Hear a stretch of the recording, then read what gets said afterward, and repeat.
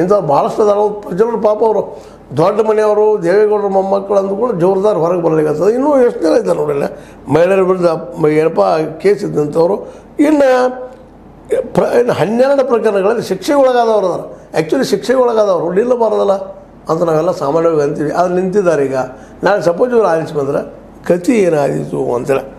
ಈಗ ನಿಮಗೆ ಹೇಳಿದ್ದೀನಿ ಒಳ್ಳೆಯ ದಿವಸ ಎಷ್ಟು ಜನ ಇದ್ದಾರೆ ಅಂತೇಳಿ 866 ಜನರ ಪ್ರಮಾಣ ಪತ್ರವನ್ನು ವಿಶ್ಲೇಷಣೆ ಮಾಡಿದಾಗ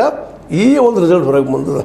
ಅದರಲ್ಲೂ ಶ್ರೀಮಂತ ಅಭ್ಯರ್ಥಿ ಅತ್ಯಂತ ಶ್ರೀಮಂತರು ಇದರಲ್ಲಿ ನವೀನ್ ಜಿಂದಾಲ್ ಅಂತೇಳಿ BJP ಅವರು ಕುರುಕ್ಷೇತ್ರ ಅಂದರೆ ಹರಿಯಾಣದಲ್ಲಿ ಕುರುಕ್ಷೇತ್ರ ನಿಂತಿದ್ದಾರೆ ಇವ್ರ ಆಸ್ತಿ ಎಷ್ಟು ಬಂದರೆ ದೊಡ್ಡ ಭಾಳಷ್ಟು ಐತ್ರಿ ಇವ್ರದ್ದು ಆಸ್ತಿ ಅತಿ ಹೆಚ್ಚು 1241 ಕೋಟಿ ರೂಪಾಯಿ 1241 ಕೋಟಿ ರೂಪಾಯಿ ಇನ್ನು ಅವ್ರ ನಂತರ ಬರೋರು ಯಾರಪ್ಪ ಅಂದರೆ ಸಂತೃಪ್ತ ಮಿಶ್ರಾ ಅಂತ ಸಂತೃಪ್ತ ಮಿಶ್ರಾ ಅವರು ಕಟಕದವರು BJD ಅಂದರೆ ನಮ್ಗೆ ಗೊತ್ತದ ಬಿಜು ಜನತಾದಳ ನಮ್ಮ ನವೀನ್ ಪಟ್ನಾಯಕರದು ಅವ್ರ ಮೂಲಕ ಅವಲ್ಲಿದ್ದಂಥವ್ರು ಇನ್ನೊಬ್ಬರು ಸುಶೀಲ್ ಗುಪ್ತಾ ಅಂತೇಳಿ ಆಮ್ ಆದ್ಮಿ ಪಕ್ಷದಿಂದ ಅವರು ಕುರುಕ್ಷೇತ್ರ ನಿಂತಿದ್ದಾರೆ 169 ಕೋಟಿ ರೂಪಾಯಿ ಅದ ಸುಶೀಲ್ ಗುಪ್ತಾ ನಾವು ಅವ್ರ ವಿರುದ್ಧ ಯಾರು ಜಿಂದಾಲ ಮತ್ತು ಸುಶೀಲ್ ಗುಪ್ತಾ ಇವರು ಕುರುಕ್ಷೇತ್ರ ನಿಂತಿದ್ದಾರೆ ಇಬ್ಬರು ಇದರಲ್ಲಿ ಯಾರೋ ಆರಿಸಿ ಬಂದರು ಅವ್ರು ಕೋಟ್ಯಾಧೀಶರು ಹೀಗೆಲ್ಲ ಕಡೆ ಇದ್ದಾವೆ ಇವು ಎಷ್ಟು 57 ಕ್ಷೇತ್ರಗಳಲ್ಲಿ ಇವರು ಕೆಟ್ಟವರು ಅಂತ ಹೇಳ್ತಾ ಇರಲಿಲ್ಲ ನೀವು ಅದನ್ನ ಹಂಗೆ ವಿಚಾರ ಮಾಡಬಾರ್ದು ಆದ್ರೆ ಇವರ ಹಿನ್ನೆಲೆಗಳು ಹಿಂಗಿದ್ದಾವೆ ಇವತ್ತು ನಾವು ಯಾವ ಆಮ್ ಆದ್ಮಿಯನ್ನು ಒಂದು ಏನಪ್ಪ ಅಂದ್ರೆ ಸುರಕ್ಷಿತ ರಕ್ಷಿತ ಒಂದು ಫಂಡಿಂದ ಕರ್ಕೊಳ್ತೀವಿ ಅಲ್ಲೂ ಸೇರಿದ್ದಾರೆ ಅಂದ್ರೆ ಈ ರಾಜಕಾರಣದಲ್ಲ ಕೇವಲ ದುಡ್ಡಿದ್ದಂಥವ್ರು ಮಾತ್ರ ಸ್ಪರ್ಧೆ ಮಾಡೋದು ಸಾಧ್ಯದ ಅವರಷ್ಟೇ ಖರ್ಚು ಮಾಡಲಿಕ್ಕೆ ಸಾಧ್ಯದ ಮತ್ತು ನಾವು ಅನೇಕ ಕಡೆ ಕೇಳಿದ್ದೀವಿ ಇದನ್ನು ಇವತ್ತು ಎಲೆಕ್ಷನ್ ನಿಲ್ತಂತ ಹೋದ್ರೆ ನಿನ್ನ ಕ್ವಾಲಿಫಿಕೇಷನ್ ಏನು ಕೇಳೋದಿಲ್ಲ ಅವರು ನಿನ್ನಲ್ಲಿ ಗಂಟು ಎಷ್ಟದ ಎಷ್ಟು ಖರ್ಚು ಮಾಡಬಲ್ಲಿ ಏನು ಮಾಡಬಲ್ಲಿ ಅದಾವ 15-20 ಕೋಟಿ ಇದಾವ 100 ಕೋಟಿ ಇದಾವ 500 ಕೋಟಿ ಇದಾವ ಇದನ್ನು ಕೇಳ್ತಾರೆ ವಿನಃ ಎಷ್ಟು ಯೋಗ್ಯ ಇದೆಯಪ್ಪ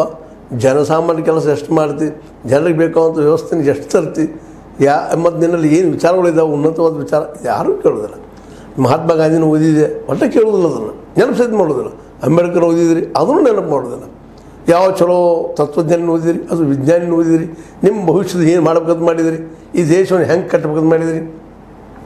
ನಾವು ಇವ್ಯಾವ ಚರ್ಚೆಗೆ ಬರೋದಿಲ್ಲ ಅಲ್ಲಿ ನಾವು ನಿಲ್ಲಬೇಕಾಗಿದೆ ಕಾಂಗ್ರೆಸ್ ಪಾರ್ಟಿಗೆ ಹೋಗ್ರಿ BJPಗೆ ಹೋಗ್ರಿ BJDಗೆ ಹೋಗ್ರಿ SP ಗೆ ಹೋಗ್ರಿ ಮಾಯಾವತಿ ಪಾರ್ಟಿಗೆ ಹೋಗ್ರಿ ನಮ್ಮ ಏನಪ್ಪ ಅಂತಂದ್ರೆ ಬಸಪ್ಪ ಅಲ್ಲಿ ಹೋಗ್ರಿ ಕಮ್ಯುನಿಸ್ಟ್ ಪಾರ್ಟಿಗಳು ಹೋಗ್ರಿ ಮೋಸ್ಟ್ಲಿ ಕಮ್ಯುನಿಸ್ಟ್ ಪಾರ್ಟಿಯಲ್ಲಿ ಕೇಳಲಿಕ್ಕಿಲ್ಲ ಅಂತ ಒಂದು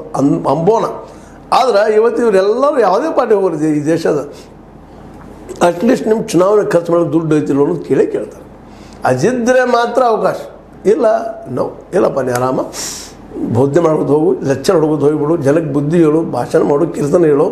ಕೀರ್ತನೆ ಹೊಡ್ಕೊತ ಹೋಗಿಬಿಡಪ್ಪ ನೀನು ಮತ್ತು ಕೀರ್ತನೆ ಕೇಳೋರು ಎಷ್ಟು ಜನ ಇದ್ದಾರೆ ಭಾಷಣ ಕೇಳೋರು ಎಷ್ಟು ಜನ ಇದ್ದಾರೋ ನಾವು ಹೇಳ್ತಾ ಇದ್ದೀವಿ ನಿಮ್ಮ ಜೊತೆ ಹಿಂಗೆ ಕೇಳ್ತಾರೆ ಈ ಕಿವಿ ಬಿಟ್ಬಿಡ್ತಾರೆ ಆದರೆ ನಾವು ಇವತ್ತು ನಿಮಗೆಲ್ಲ ಒಂದು ಸಣ್ಣ ರಿಕ್ವೆಸ್ಟ್ ಏನಪ್ಪ ಅಂದ್ರೆ ಇಂಥ ಜನರಿಂದ ನಮ್ಮ ಸಂವಿಧಾನ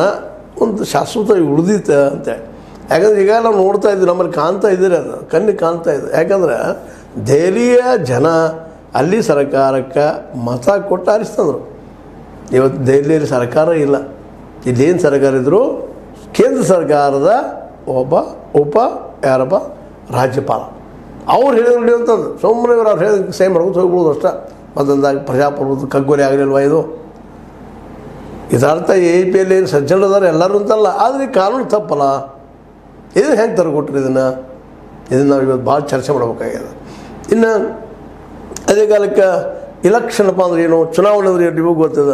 ಚುನಾವಣೆ ಅಂತಂದ್ರೆ ಪ್ರಜಾಪ್ರಭುತ್ವದ ಉಸಿರು ಆದರೆ ಅದರಲ್ಲಿ ಈ 3 ಜನ ಪ್ರಧಾನಿಯವ್ರು ನೇಮಿಸಿದವ್ರು ಅದರಲ್ಲಿ ಪ್ರಧಾನಿಯವ್ರು ಹೆಂಗೆ ಹೇಳ್ತಾನೆ ಕೇಳ್ಕೊಂಡು ಹೋಗಿಬಿಡ್ತಾರೆ ಈಗ ನಡೆದ ಚುನಾವಣೆ ಈ ಸಂದರ್ಭದಲ್ಲೇ ಇಲ್ಲ ನಡೆದಿಲ್ಲ ರೀ ಇವತ್ತು ಅದನ್ನ ವಿರೋಧ ಪಕ್ಷಗಳು ಆರೋಪ ಮಾಡ್ತಾ ಇದ್ದಾವೆ ಅಂದಾಗ ಮುಖ್ಯದು ಈವನ್ ಸುಪ್ರೀಂ ಕೋರ್ಟ್ ಡೈರೆಕ್ಷನ್ ಮಾಡಿತ್ತು ಇಲ್ಲಪ್ಪ ನೀವು ಆಯುಕ್ತರನ್ನ ಸಂಬಂಧ ಒಂದು ಸ್ಪಷ್ಟ ಹೇಳಿತ್ತು ಸುಪ್ರೀಂ ಕೋರ್ಟ್ ನೀವು ಇದ್ದಂಥವರು ಏನಪ್ಪ ಇವತ್ತು ನಿಮ್ಮಿಂದ ಆಯ್ಕೆ ಆದ್ರೆ ಅವ್ರು ನೀವು ಹೇಳಿದ ಕೇಳ್ತಾರ ಮತ್ತು ಹಾಗೆ ಪ್ರಜಾಪ್ರಭುತ್ವ ಹೆಂಗೆ ಉಳಿತದೆ ಪ್ರಶ್ನೆ ಮಾಡಿದ್ರು ಅವರು ಅದಕ್ಕಾಗಿ ರದ್ದು ಮಾಡಿದರು ಅದನ್ನು ಇವರು ಸುಪ್ರೀಂ ಕೋರ್ಟ್ ಆರ್ಡರ್ ರದ್ದು ಮಾಡಿ ಹೋಗ್ಬಿಟ್ರಿ ಇವರು ನಮ್ಮಲ್ಲಿ ಬಹುಮತ ಅಂತ ತಿಳ್ಕೊಂಡು ಪಾಸ್ ಮಾಡಿಕೊಂಡು ಪ್ರಧಾನಿ ಜೊತೆಗೆ ವಿರೋಧ ಪಕ್ಷದ ನಾಯಕರು ಇನ್ನೊಬ್ಬರು ತಮ್ಮ ಕ್ಯಾಬಿನೆಟ್ದ ಒಬ್ಬ ಮಿನಿಸ್ಟರ್ ಮತ್ತು ಇದೇನು ಇದು ಪ್ರಜಾಪ್ರಭುತ್ವ ಕೊಲೆ ಅಲ್ವಾ ಹೀಗೆಲ್ಲ ಇಲ್ಲಿ ನಡೆದ ಇನ್ನು ನಾಳೆ ಮುಂದೆ ಬರುವಲ್ಲೇ ಈಗ